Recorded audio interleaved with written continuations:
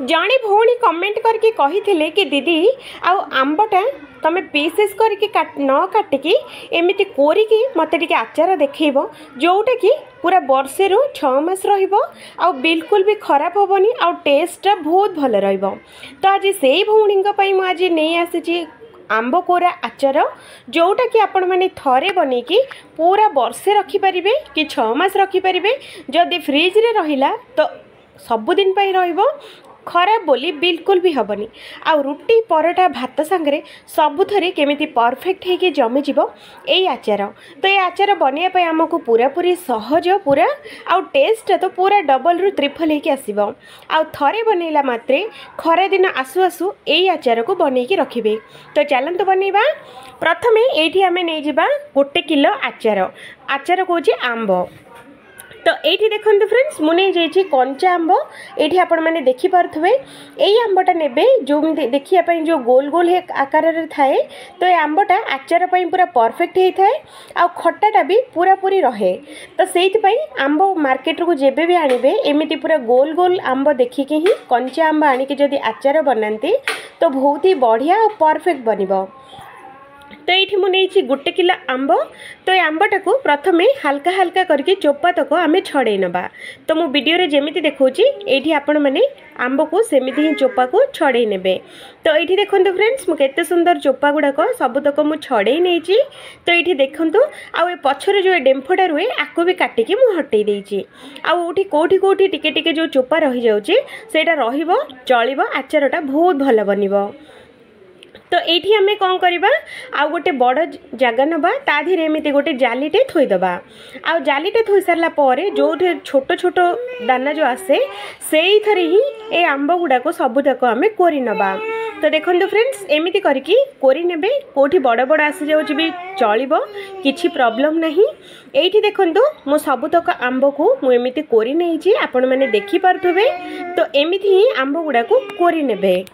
कोरी सारला परे एठी हमें पैन बसेबा। पैन रे दबा 2 बड़ चामच सोरिष आउ सांगरे 1 चामच एठी हमें दबा जीरा आउ एठी हमें दे दबा 1.5 चामच एठी हमें दबा मेथी दाना। देखि परथबे मेथी दाना 1.5 चामच देबे। आउ सांगरे 2 बड़ चामच एठी मु दोचे गोटा धनिया। तो गोटा धनिया निहाती देबे, टेस्ट बहुत भल आसीबो। आउ सांगरे 20 रु 25 टी गोलमरिच आ गोटे छोटिया खंडटे दालचीनी आउ एठी मु दोची 10टा एठी लवंग जोटा कि टेस्ट आ बास्ना बहुत भल रहिबो। आउ सांगरे 2टा सुखिला लंका दबा। आउ ए सब जाक जिंस गैस रो फ्लेम टा को लो रखिबा। आउ आको 4 रु 5 मिनिट खंडे याकू आमे भाजिबा। तो एठी देखंतु फ्रेंड्स एठी हमरो 5 रु 6 मिनिट हो जाइए। एटा बहुत बढ़िया से भाजी हो जाइए, बास्ना भी बहुत भल आसूची। तो ये आपण मैंने देखिपे कलर पूरा चेंज हो जाइए। तो ये आम कौन करवा गैस टाको बंद करदबा।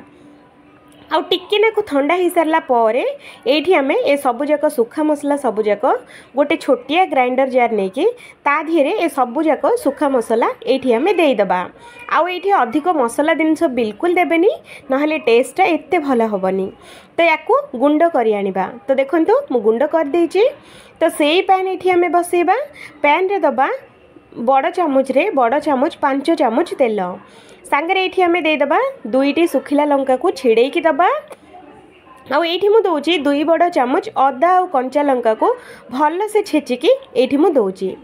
तो ये आम देदबा ये 10 रु 15टा रसुण को बढ़िया से छेचिकी ये आम दबा।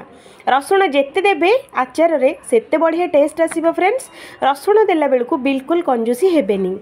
तो ये आम रसुण दे सारा पर गैस रो फ्लेम टाको लो रखिबा। आउ ए सबु जाक जिनस 2 रु 3 मिनिट फ्राए करबा। तो ये टिके नाकु कलर चेंज हम आउ बढ़िया से टिके नाकु भाजी हम। हाई फ्लेम रे बिल्कुल भाजबेनी नहले कलर तो पळे आसीबो आउ एते भल से भाजी हबनी। ये देखो फ्रेंड्स कलर पूरा चेंज हो जाइए आ बहुत बढ़िया से भाजी होइए।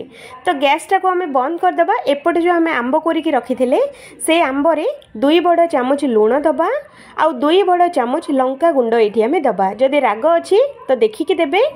ये मु दौची गोटे छोट चामच रे गोटे छोट चामच हलदी गुंड आउ सांगरे ये आम दबा गोटे बड़ चामच धनिया गुंड टेस्ट बहुत भल आसीबो बास्ना भी बहुत भल आसीबो सांगरे कंचा लंका आपण माने राग को देखिकी देबे आउ एठी हमें दबा 2 मीडियम साइज रो लेंबू रस एठी हमें देई दबा लेंबू रस जगार आपण मैंने भिनेगार भी दे पारे दे सारा पर ये आम जो छुंकटा बनई रखी थे ये छुंकटा ये आम ऐड करवा आपको भल भाव गोले नवा तो देखते फ्रेंड्स एमती करके प्रथम गोले देवे ये जेतक आम जो मसला सब पकई थे ये सब गुड़ाक जमी आंब को भलसे धर जदि चामुच होनी तो मो परी हाथ में एमती गोले दिंतु हाथ में गोलेले शीघ्र भी हो बहुत ही बढ़िया से भी गोले हो तो ये देखूँ मो हाथ में बढ़िया से गोले सारी आबे आम देदबा जो ग्राइंडिंग करके जो मसलाटा जो रखी थे से मसलाटा ये आम ऐड करवा